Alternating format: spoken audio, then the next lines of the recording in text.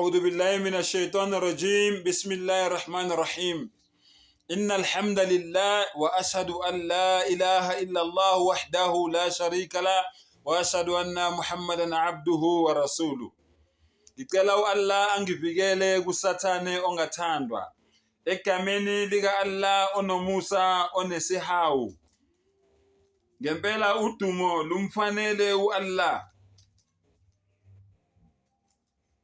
yena yedwa. Wa ashhadu an la ilaha illa Allah wahdahu la sharika la. Futhi ngiyafakaza ukuthi akekho onelungelo lokukhonzwa ngaphandle kuka Allah. Allah ongenabalingani, ongenabancedisi, ongenazifaniso. Futhi ngiyafakaza ukuthi Muhammad sallallahu alaihi wasallam ukuthula kube naye isithunywa sika Allah nesigqila sakhe. Arsalahu bilhaqi wamthumela neqiniso bashira wasilethela neindaba ezimnandi wanadhiro nokuthi enzani azosixwayisa. Allahu akbar.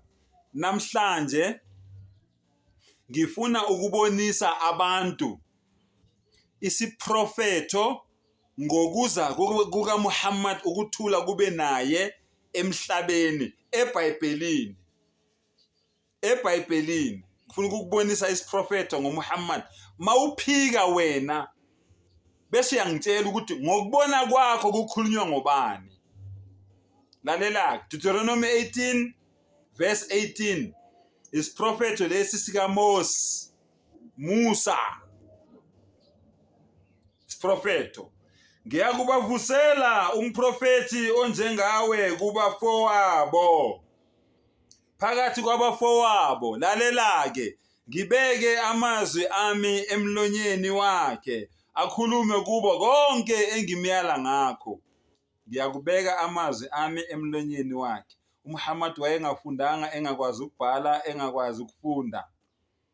Kodwa ingilozi yathi mayifika kuye yathini? Yathi iqra, read, funda. Waphendula wathi mana biqari, mina angifundanga. Yathi ingilosi read, funda, yaze yaphinda kathathu.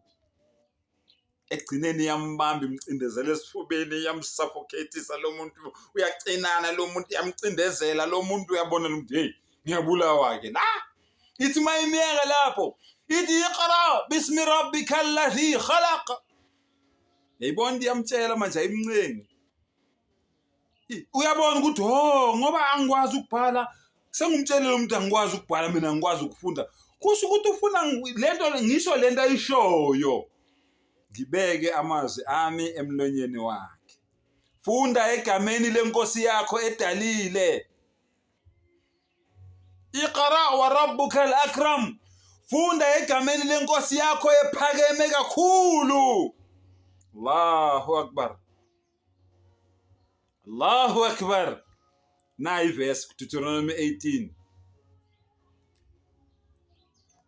Akhulume kubo konke engimyala ngakho. Lalelake 19. Kuya kuthi yilowo nalowo ongayekulalela amazwi ami ayakuwakhuluma egameni lami. Allahu akbar.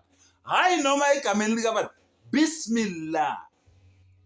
Uzobe ewakhuluma biismillah egameni lika Allah. Bismillahir rahmanir rahim. Ngiyacabanga uyathola ukuthi kungani njalo amaMuslim mayeqala athi bismillahir rahmanir rahim sakufundisa uMuhammad ukuthula kube naye. Awakhuluma kubani? Egameni lika Allah. Mina ngikufune kuye. Bongamlalelanga lo umprofeti uAllah uthi ngiyokufuna kuwe, uyosho ukuthi kungani ungamlalelanga.